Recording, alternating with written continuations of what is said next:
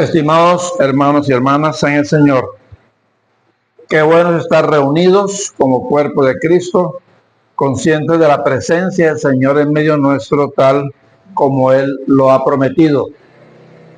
Saludamos también a nuestros hermanos y hermanas en cualquier parte del planeta que nos escuchen a través de las redes sociales, porque la vida de esta iglesia y la proclamación del Evangelio ha llegado también a muchas personas y eso nos llena de alegría.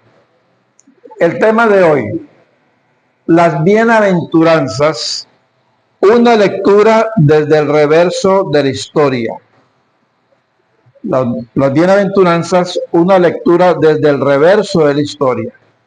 El teólogo latinoamericano Gustavo Gutiérrez, quien escribe un libro con este título, El reverso de la historia, nos invita a pensar a Dios y la fe cristiana desde la perspectiva de los marginados, pobres, oprimidos.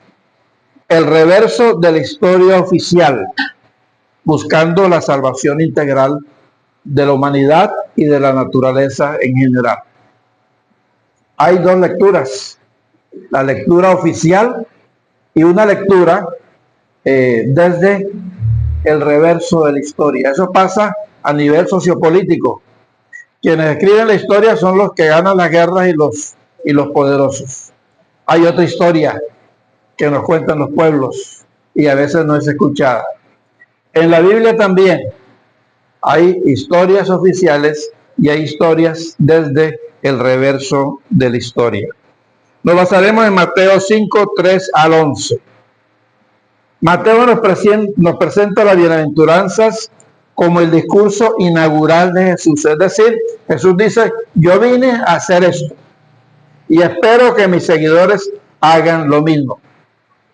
Jesús, como gran maestro, fue experto en invertir el valor de las cosas. Por ejemplo, oíste que fue dicho ojo por ojo y diente por diente, pero yo os digo, ama a tu enemigo.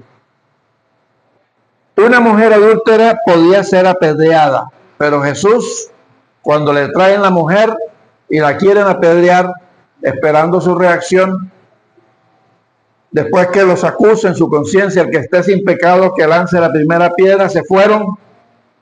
Jesús le dice, ni yo te condeno, vete y no peques más. Pero el que quiera ser el mayor de ustedes, tiene que ser, ¿qué cosa?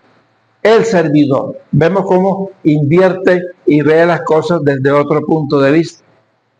Mientras el mundo valora la autosuficiencia, el éxito de los violentos y la búsqueda de placer, Jesús proclama, benditos los quebrantados, los que lloran y los que anhelan justicia.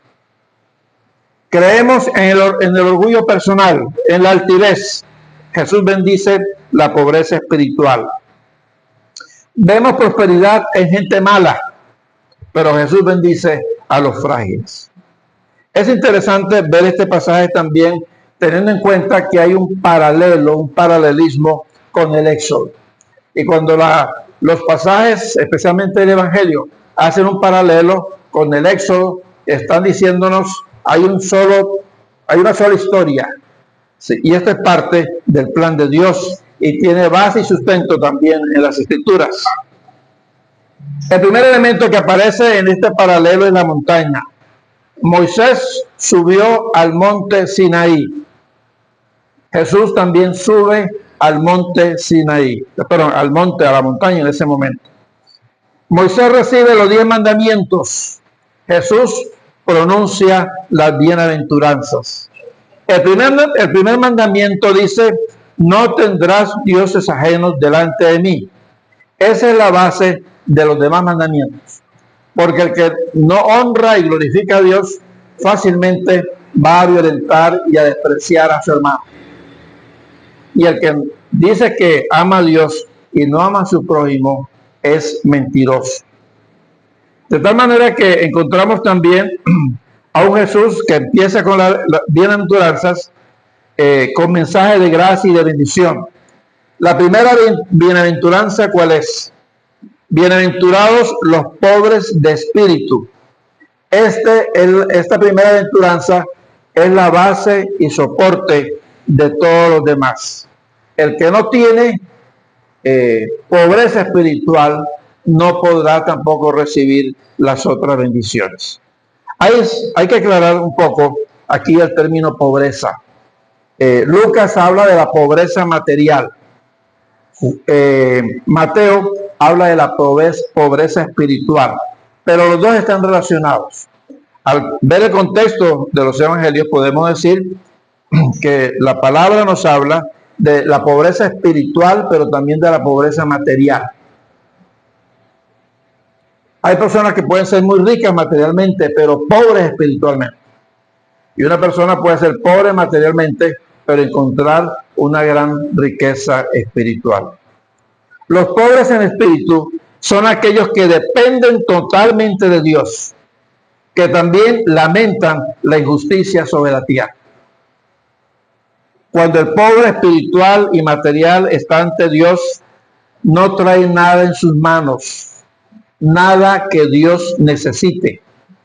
El pobre viene resquebrajado, buscando restauración. Viene confesando sus pecados para hallar perdón, angustia para ser confortado, enfermo para hallar su curación. El pobre espiritual no viene a Dios haciendo negocio o chantajeando a Dios, porque no tiene nada que ofrecer. ¿Qué le puedo dar yo al maestro? ¿Qué le puedo dar yo a Dios que lo tiene todo? Pero algunos pretenden negociar con Dios. Algunos pretenden chantajear a Dios, buscando lo que algunos han llamado la prosperidad de una manera equivocada. Mientras el mundo valora la autosuficiencia y el éxito de los violentos, decíamos, Jesús está mirando desde el reverso de la historia.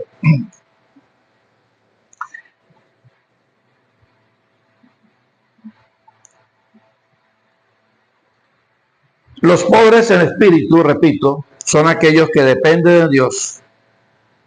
Y nosotros tenemos esa condición si verdaderamente nos hemos llenado de ese espíritu. ¿Qué significa entonces ser bienaventurado?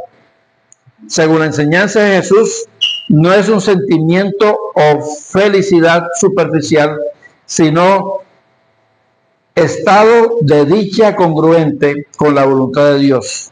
A menudo está en contradicción a veces con el orden establecido. Repito esto, no es un sentimiento superficial, ¿sí? Es estar en armonía y comunión plena con Dios. Pero las bienaventuranzas deben interpretarse como un llamado concreto también a la práctica, a la acción, en un mundo que tanto necesita de amor, de paz y de justicia.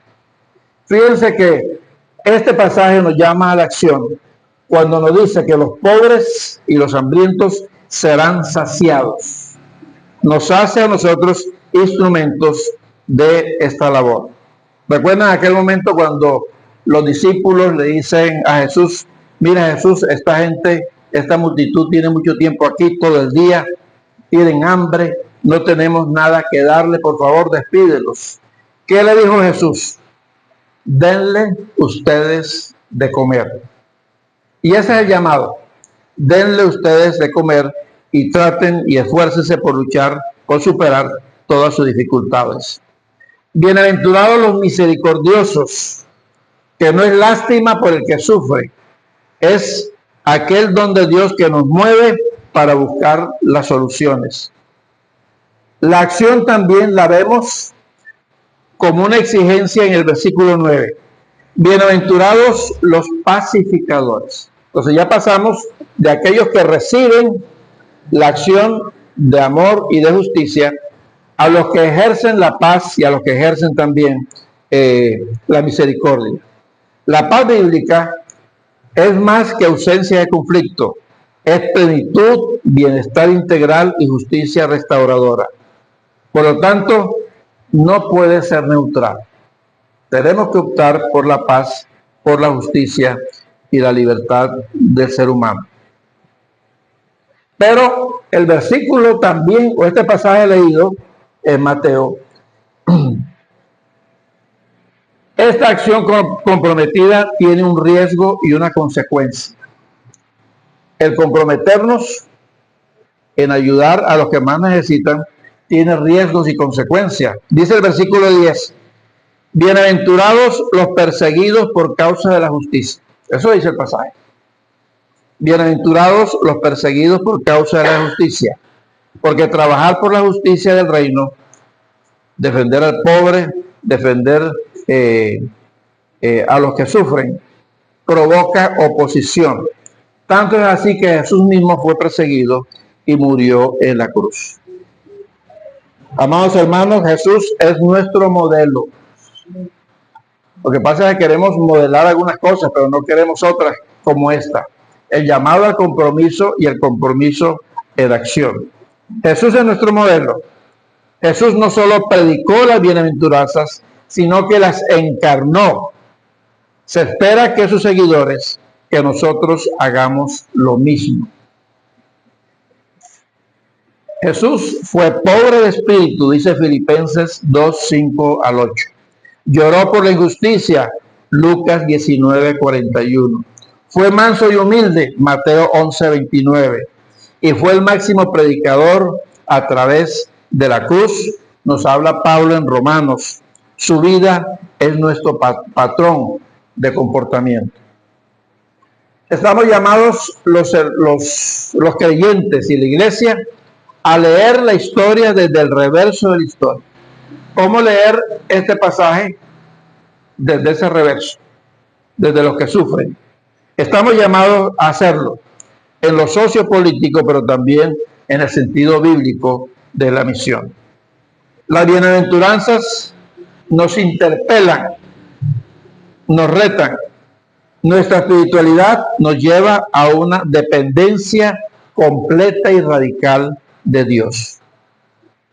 Esa dependencia de Dios nos lleva también a la solidaridad con los que sufren en búsqueda de la justicia.